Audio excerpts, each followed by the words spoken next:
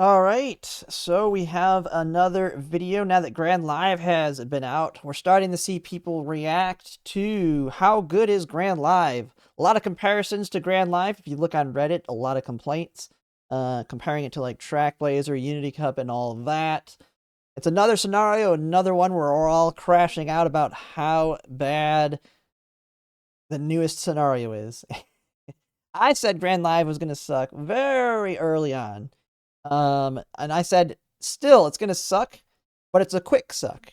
That's probably bad for wording there. But Trackblazer, it sucked, and the runs took a long time, especially if you're someone like me who glues runs constantly. It took a long time just to get lucky on that first inspiration. It took 20 minutes to get there. While in Grand Live, heck, you're lucky if you make it to the first inspiration. You're gluing before that a ton of times. But it's still, the flow of Grand Live feels a lot better. So yes, it can actually almost take just as long, in my opinion, as Trackblazer, because it'll take me 5 or 6 or 7 runs until I get to the first inspiration. But so it'll take 20 minutes to get there still, but the flow of it feels so much better than doing the non-stop racing to get there. So it feels pretty good. But we'll have to see here what Shanaha says on it. Because I mean, I haven't made my comments on it yet since I've only really done like a few runs on it. I've only finished one run, and I literally got my ace Christmas Ogre cap in the one run that I finished. I glued a bunch before it, like I glued like 5 or 6 runs, but I one-tapped Ogre cap, so I haven't really had the full experience of Grand Live yet to do my full-on crash out. We'll probably see that happen on the next CM when I'm trying to build End Closer Ogre Cap. End Closer Ogre Cap is not going to be fun at all to build.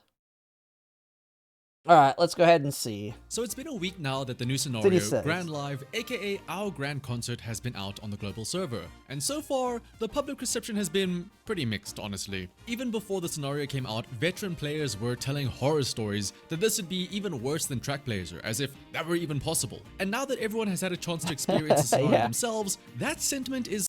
It's bad, it's just quicker bad. Kind of spreading. Now, there are lots of concerns about the scenario, which honestly are all entirely valid. So today I want to go through all of those various pain points though in the new scenario and try to help shed some light into how to still try and make the best out of this new scenario. Starting things off though, firstly, a very basic breakdown of what... Oh, is he gonna break it down? I will say one of the things for my heavier spenders like me, this is Trackblazer was the great equalizer. So the free-to-plays and the people that are new, well, I won't say newer, but the people that have not spent a lot of money had still the ability to kind of get similar stat lines to your whales. And it was the easiest to make a competitive UMA against heavier spending opponents. Grand Live is going back to, if you remember the URA, where people like me or people like other bigger whales that have like every card can just stat diff you. They just got way better cards. They're now with the independent training, people like me are just having independent runs going non-stop. Pretty much as soon as one of them ends, I start another one up.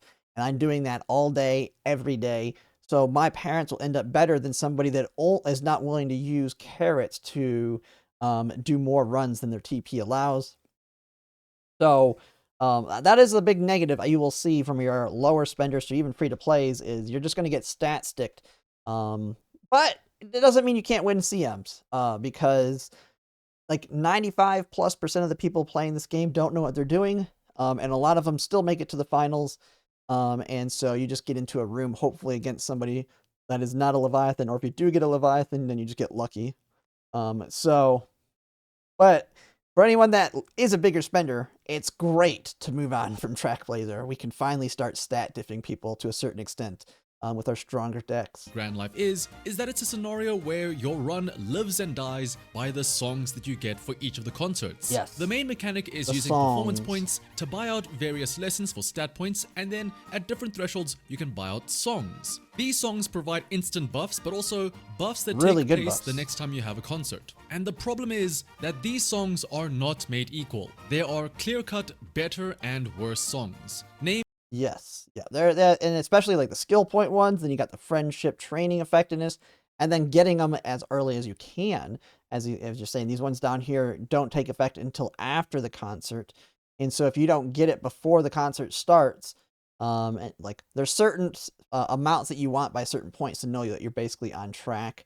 I will say for there are some cards that can make the songs more consistent, but they're not as strong of cards. For example, I like one thing I look at, I haven't really tested the card out, but Daiwa's Scarlet Wit, the SR cards, very, very good in terms of being able to max your friendship up very quickly because she starts with very high friendship. And she has, I think, a pretty decent friendship bonus. And thus, you can start getting rainbows quick with her, which can give you a ton of tokens. You get basically double the tokens with the rainbows. Which can make this better. Now, she's a weaker card than someone like Fine Motion, but Fine Motion starts with 15 initial friendship, and she is a pain. If she doesn't show up, I mean, you're just going to get wrecked if you're not able to get rainbows, because rainbows are key in this scenario. You want to get them as soon as possible, and once you are getting them, you pretty much want to get them every single turn, except the turns that you don't get it. That is when you do your date with Light Hello. You do those. So those dates with Light Hello are basically for your bad turns, not getting rainbows. You're basically wanting your wit cards to be your rest button. Namely, the friendship training bonus songs and the specialty priority songs are very good, as well as the skill point bonus songs. Now, that's fine though. We've had stuff like this in Trackblazer, where before there were very obviously better or worse items to buy in the shop. However, the problem with Grand Live is that it is a very snowbally scenario in the good sense, and also yeah, very like there's special priority ones too. Man, it is towards the end, you should be getting your rainbows nonstop because of that. But if you're not, if at the very end you're not getting rainbows, it's automatically glue. Because you should be, especially with all of it. Bad sense. All that it's not just about getting lucky seeing the right songs, it's also about getting lucky and getting those right songs early, so that you can benefit from their bonuses for more turns over the course of a run. You could have 2 runs, both at the same point at the end of junior year, with similar training, so similar stat lines, and even similar performance. That's 6. Oh no, this is 5. You never include the Make Debut song. But yeah, I mean, the goal is getting up to that 5 to 6 songs. The high roll being like getting like crazy amounts. So that's if one of them maxing a wit card or friendship and getting it non-stop on the way there. Songs, while the other one just got a bunch of support chain event songs, one run will end up with significantly better stats, while the other just has more chain events appear, I guess. And this is a big reason why people consider this the glue live scenario, because you can kind of already tell if a run is dead or not as soon as junior year December, purely based on knowing what songs you got for that first concert. Yep. So early on, a typical run looks like this. You need to hope that you have a high roll. So you have that. You have the first live. If that's bad, it's glue. Then if you're like me, if your first inspiration's bad, that's glue.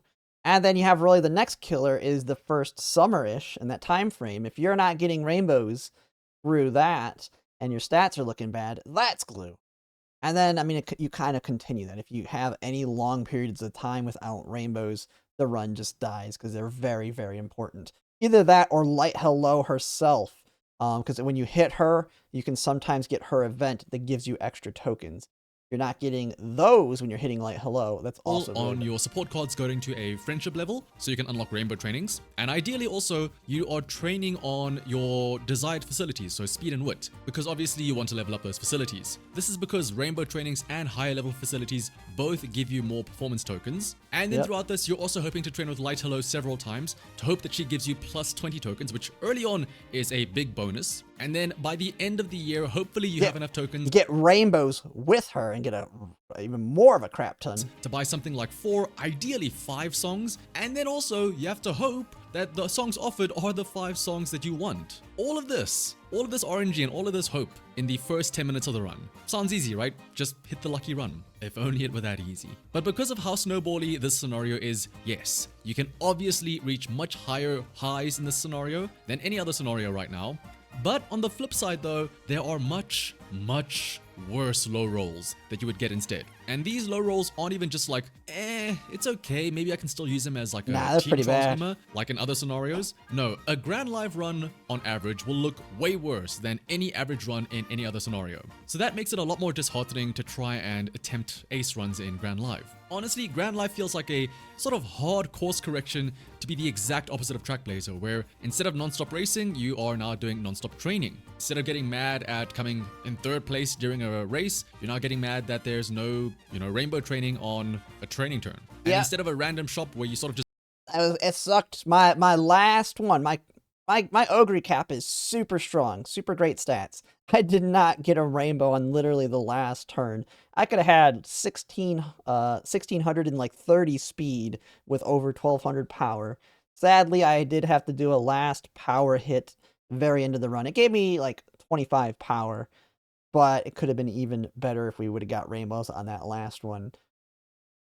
Just the one time not showing up can be a significant amount of stats. Buy stuff as it appears. You now have to micromanage the hell out of the shop RNG, or in this case, the song RNG. But that's fine though. A good way to mitigate the song RNG is just to be able to buy as many songs as possible. Easy, right? Just buy out everything, then you don't have to worry about RNG. Like I said, the best possible junior year is if you're able to buy all of the training effectiveness and all of these specialty priority songs. But in order to do that, you need to get a lot of performance points. And in order to get a lot of performance points, you need to get a lot of good trainings. Good trainings means rainbow trainings, since Rainbows they give 2 types of performance points, as well as, again, training on high-level facilities. At the end of the day, much like any other scenario, it all boils down to just get good trainings. But because of all of this though, you'll notice that a lot of decks are really only focusing on just speed and wit cards, alongside Light Hello of course, and opting to rather just get stamina purely from sparks alone. This is so that you're training on your desired facilities more often so they level up.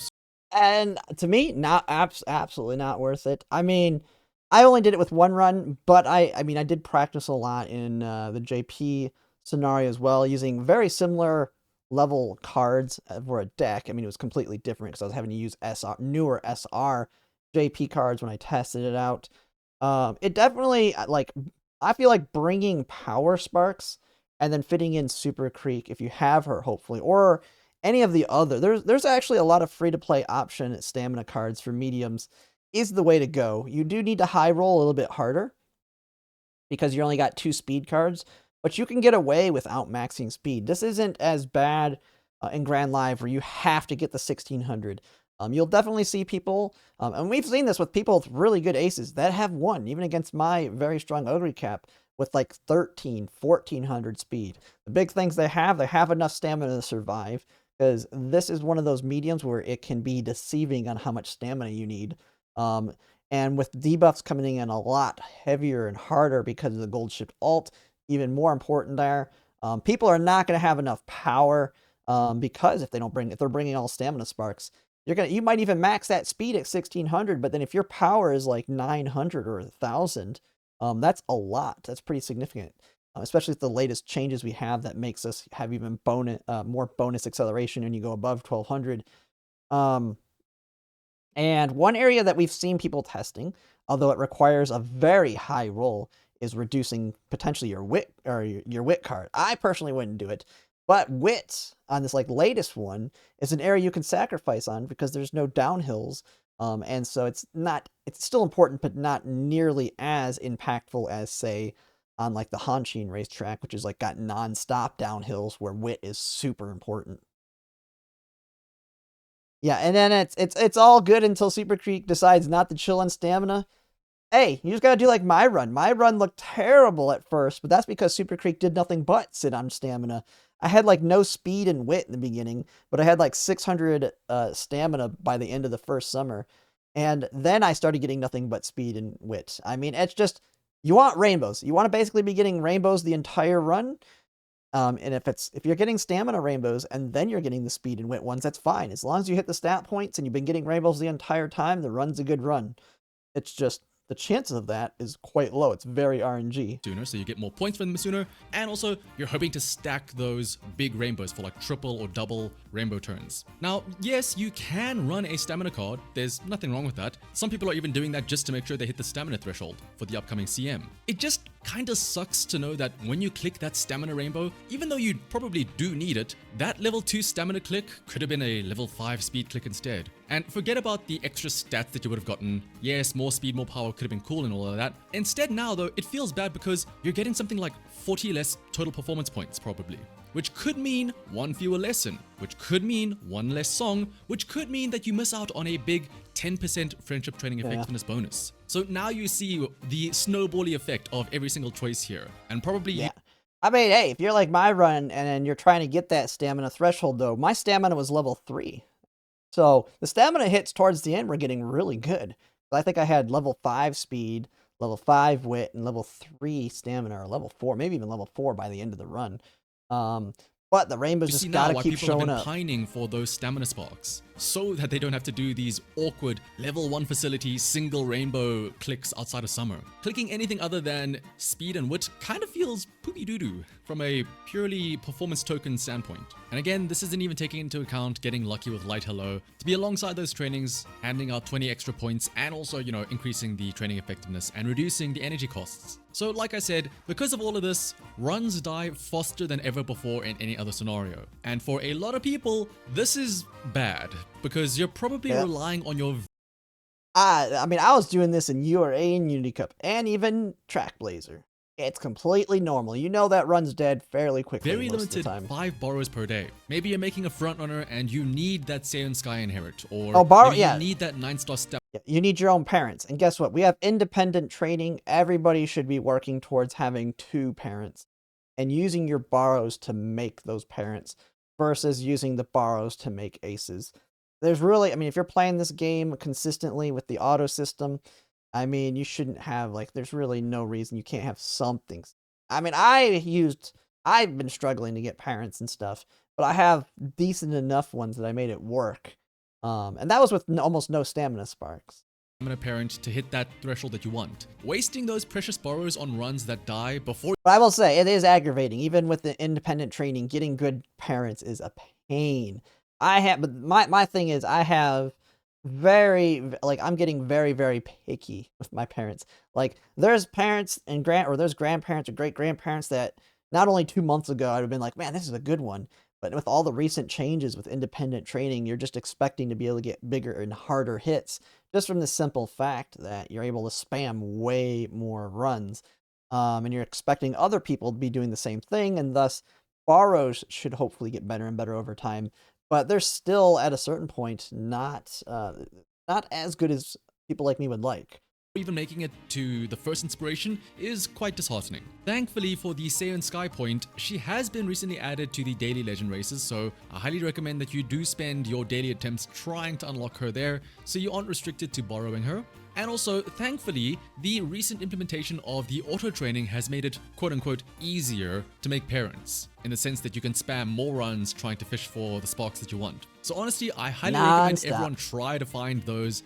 Oh, another Gold City enjoyer. Gold City, the single best one with the independent training. Although, this one didn't get that many skill points. Needs to have a better deck. 9-star stamina parents that you make yourself. Too low of skill points. Especially with the bonus of it being half TP, so you can spam more runs. Instead of using borrows to make aces that die in 10 minutes, why not try instead to use those borrows to make good parents of your own, so that you are not reliant on borrows in your Grand Live runs. Yes, I know it's easier said than done to get good parent sparks, but once you have them though, and you're no longer reliant on borrows, you can glue runs to your heart's content trying to fish for that one god run in Grand Live. Having a good set of parents for yourself in Grand Live is going to be way better than just, hitting one good ace Uma that may or may not even win in the end of the day. Then some other things that aren't necessarily issues with Grand Live itself, but rather what makes it a bit of a victim of circumstance is that the current upcoming CM is a dirt medium track. One where we need a pretty significant amount of stamina, not just... Yeah, it's very deceiving on what you need. You just call it Christmas Ogre Cap Cup, but even Christmas Ogre Cap has a high stamina threshold, so a lot of other Umas. If you get in a quad murmur room, I mean, pretty much everybody's dead, even Christmas Ogre caps, if they all trigger. Just because of the distance, but also because of the fact that it is a medium dirt track, so not many easily built Umas are available, which means that a pretty significant amount of people might resort to using debuffers, specifically stamina debuffers. This just pushes the expected stamina that you might need even higher. Yes. And again, in a scenario where you're not really wanting to train anything other than speed and wit, it does feel kind of bad. Like, if this were another sprint CM, I'm sure we'd all be having a blast in the new scenario because we could just completely ignore a stat and then just go all in on wit and speed, taking advantage of that shiny new 1600 speed cap. But unfortunately, not only now for this upcoming CM, but several of the CMs that will occur during Grand Live are medium or long distance races, which means that stamina is going to be a problem. Hence, no Kika Show, no Tenno Show Spring. Man, I could only imagine if they added Tenno Show Spring. That'd be hilarious. They should just change it. They should just change it. They should just add the Tenno Show Spring just to screw with us. Be like, all right, you guys said you're having stamina problems. Here's Tenno Show Spring. Or heck, just, you know what? Throw Stayer Stakes. Instead of the Arima Keenan, let's just do Stayer Stakes. Let's just do it. I mean, they just did it in JP. I mean, we can do Stayer Stakes, right? I mean, Stayer Stakes happens at the same time of the year as the Rima Keenan. Let's just change it up, have some fun. 3,600-meter long and Grand Live. That's why I said that you should really look into getting some 9-star Everyone dies. Of your own, because this will be an ongoing issue throughout the scenario. Who can survive the longest so that they can walk to the finish line? Now that being said though, there is nothing wrong with including a stamina card in your deck. Yes, I did say it feels bad to do so, but you know what else feels bad? Having your Uma die because she doesn't have enough stamina. It is okay. You can drop one wit card for a stamina card. Oh, it's great. Now, I know what you're thinking. It's great to watch other people's die, though. It is fun. It is, like, doing scrims with mine now, it's crazy where my Ogre cap is actually losing, and then you just watch their Uma shut down as yours flies by. So, it is fun. It definitely is not fun on the receiving end, though. But how will I hit my wit threshold with only one wit card? To which I say, what exactly are you aiming for with wit? We've become a bit spoiled now in past scenarios where it felt like if you didn't have 1100 wit, you'd call your Uma stupid and brainlet. Now, you have to remember though, if there is a stat that you should be okay with dropping, it should be wit, not stamina. We are in a time where it's kind of difficult to... Yeah, and I don't know if he's going to mention it here, and it's because there's no... It's important for skill activation, but less so the other mechanics. There's no downhills, for example, that you can take advantage of to help your Uma push up through wit. It's still important. I mean, you don't want to do... we don't want to be seeing we're not going back to Gemini Cup 300, 400 wit. If you have, like, super low wit, that means you are not getting rainbows on... Because wit is how you rest. That is Grand Live. You don't touch that rest button. You're either sleeping with Light Hello or you're getting wit hits to get your energy back. That's how you get your energy. There is no... Rest button doesn't exist. Don't touch it. Easily hit that speed cap while also getting good stamina to survive, and this is not the first time this has happened. If you were around and you remember the first few CMs of the game when it first came out a year ago, that first long CM in URA, we were running around with like 450 wit and we were happy with... Oh yeah, man. This one, all you needed on this one was 1200 power, 1200... If you had 1200 speed, 1200 stamina, 1200 power, you didn't even need skill. Well, you needed your heals.